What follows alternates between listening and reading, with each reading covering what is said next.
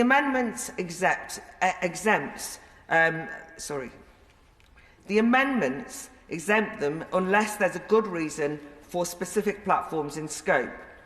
Of course, cutting out those in scope of the bill may not appeal to everyone here, and looking at the ever-increasing amendments list, it seems that some noble lords have an appetite for expanding the number of services the legislation will apply to, and we've already heard the discussion earlier about app stores and online gaming.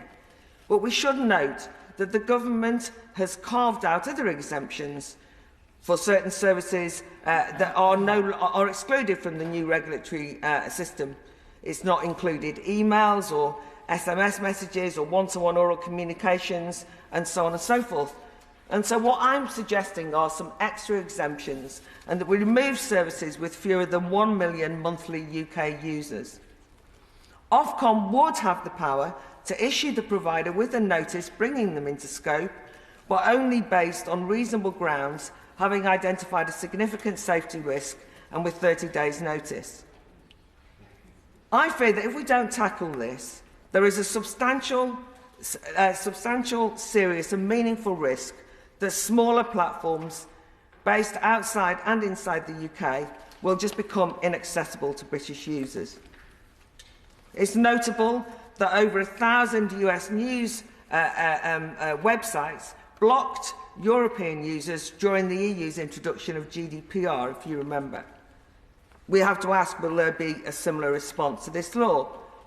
Or what, for example, will DuckDuckGo, the US search engine, conclude?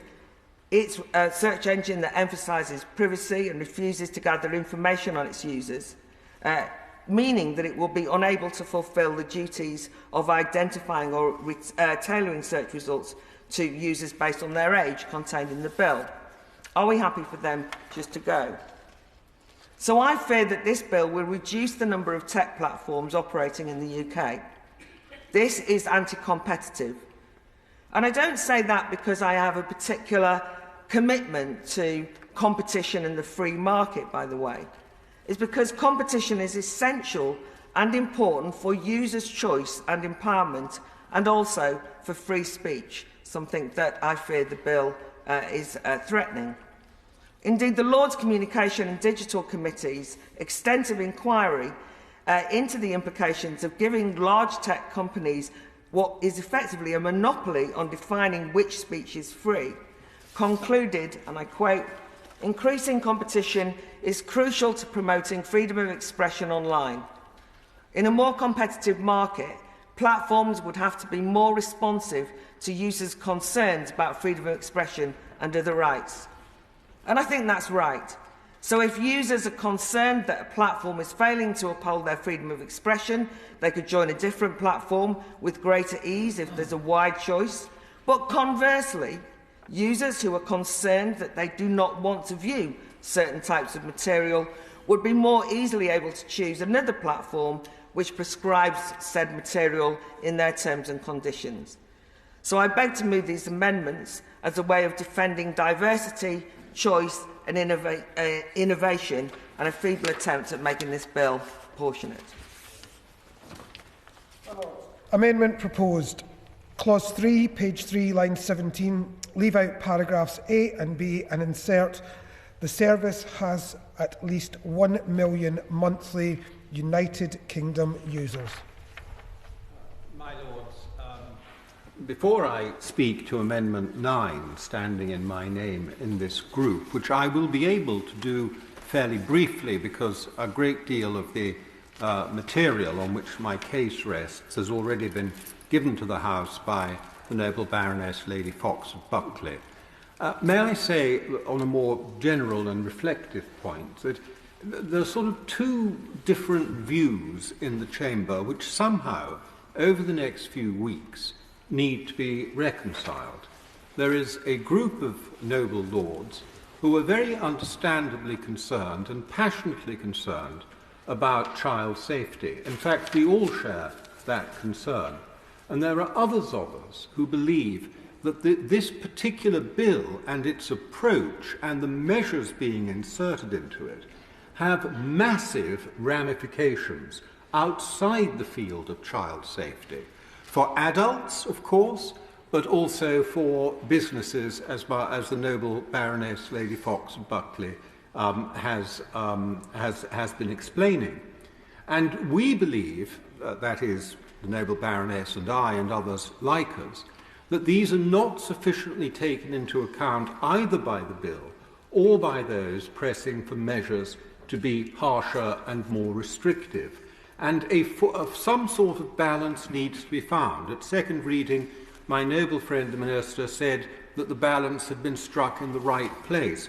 It's quite clear that nobody really agrees with that, except on the principle, always a cop-out, I think, that if everyone disagrees with you, you must be right, which I've never logically understood in any sense at all.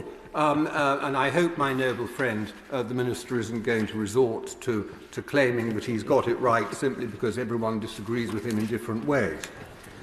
If I turn specifically to the amendment, it is motivated by the considerations, which I don't need to repeat, therefore, set out by the noble Baroness Lady Fox of Buckley. It is the government's own assessment that between 20 and 25,000 businesses are going to be affected by the measures in this bill. And the great number of those, something like 4/5, are small or micro businesses. And the government appears to think, in their assessment, that only 120 of those would be high risk. And the reason they think they're high risk is not that they're engaged in unpleasant activities, but simply that they are engaged in live streaming and contacting new people. Now, that may be for nefarious purposes, but it may equally not. So the 120 we need to worry about could actually be a very small number.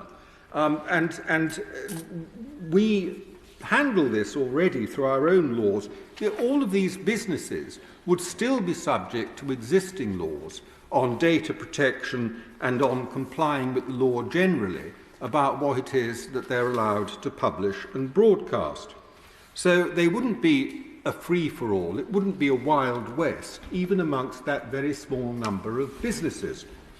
And so my amendment, Amendment number 9, takes a slightly different approach to dealing with this, or I'm not in any way disagreeing with or denigrating the approach taken by the noble Baroness Lady Fox of Buckley.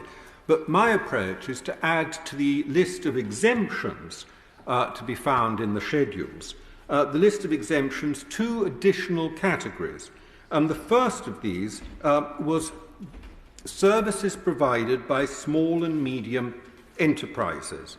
Now, we don't have to define those because there's already a law that helps define us for them, and that is Section 33 of the Small Business, Enterprise and Employment Act 2015.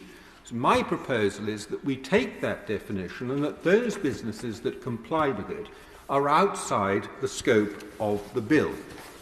The second area that I would propose exempting was also referred to by the noble Baroness Lady Fox of Buckley, and that is community-based services. Now, the largest of these, and the one that frequently annoys us because it gets things wrong, is Wikipedia.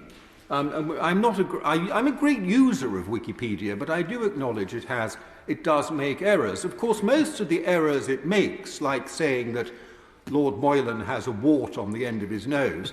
Most errors of that category wouldn't be covered by the bill anyway. There's nothing in the bill that is going to force people to correct factual statements that have been got wrong, or that I was born in the wrong year or in the wrong country or whatever else it might be. That isn't covered, and it's those things that they usually get wrong and those things that annoy us when we see them. But I do think these services are extremely valuable. Wikipedia is an immense achievement and a tremendous source of knowledge and information for people, and the fact that it's been put together in this organic, community-led way over a number of years in so many languages is a tremendous advantage and a great human advance. And yet Wikipedia would not be able to operate its existing model.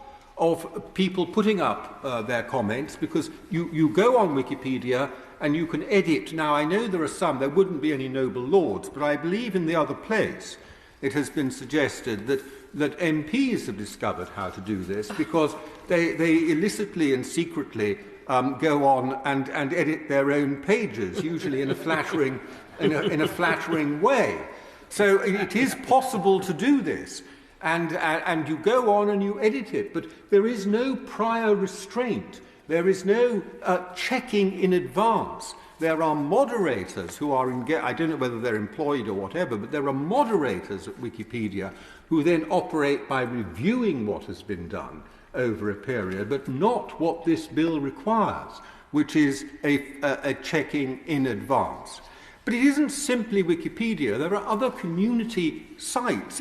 Is it sensible that that Facebook should be responsible if a little old lady alters the information on a community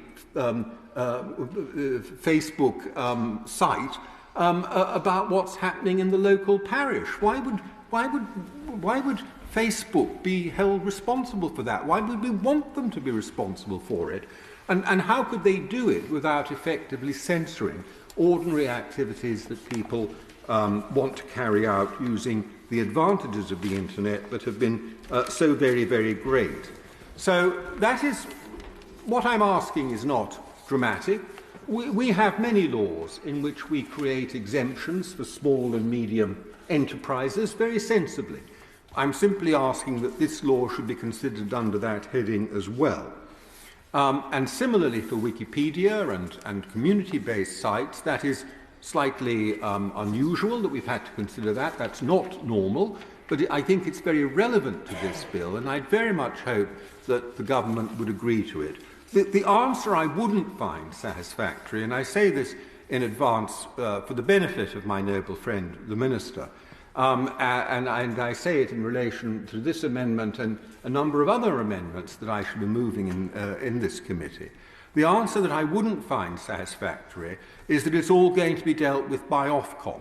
That isn't good enough. We want to know. We are the legislators, and we want to know how these issues are going to be dealt with, so that the legitimate objectives of the bill can be achieved without causing massive disruption, cost and disbenefit to adults.